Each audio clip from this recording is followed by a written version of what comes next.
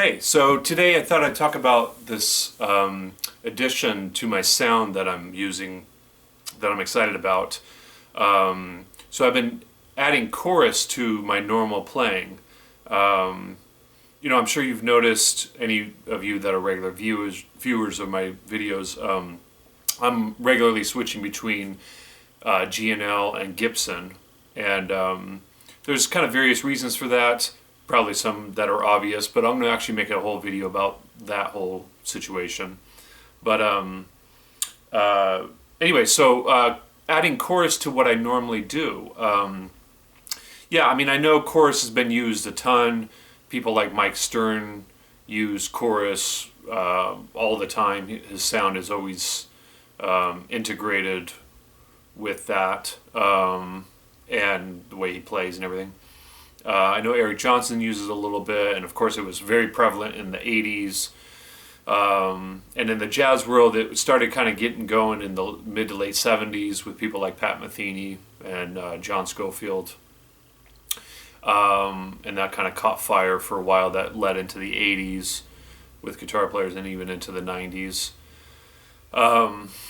So with my G&L, I don't really consider what I do jazz. I'm really trying to do it in a way that feels a little more personal than that. But let me see if I can kind of demonstrate or just kind of play how I play, and hopefully come up with something worth listening to.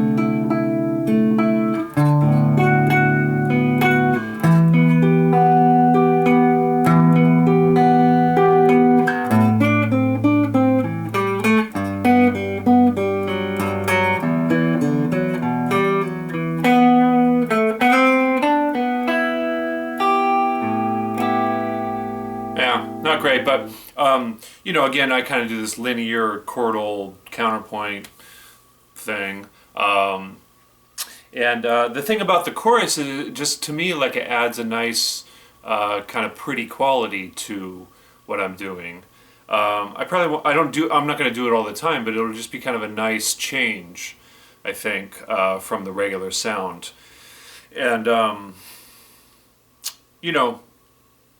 the chorus, as we know, like I already mentioned, is it's common in the pop world to use it like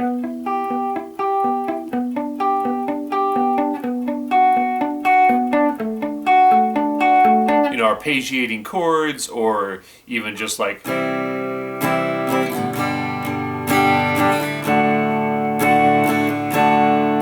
strumming chords, or it's been used a lot.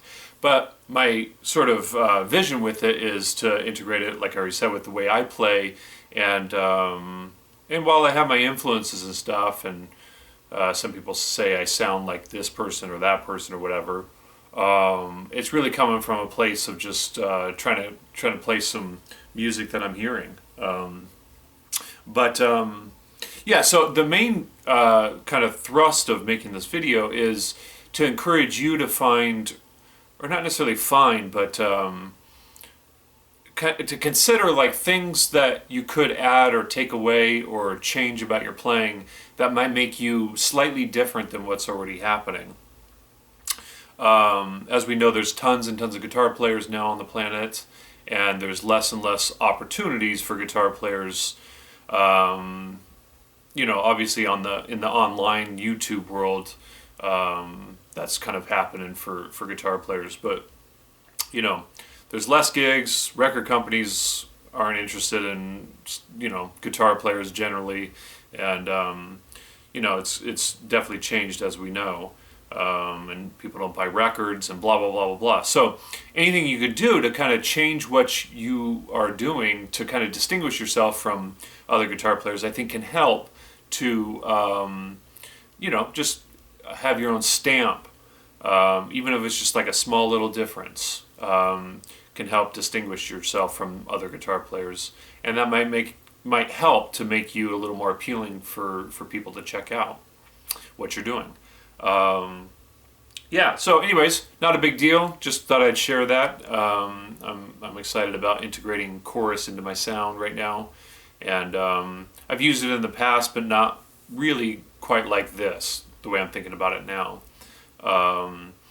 And anyways, yeah. All right. Hope you found that helpful, and hopefully it inspires you to kind of think about ways you might be able to tweak what you're already doing. All right. Thanks, guys.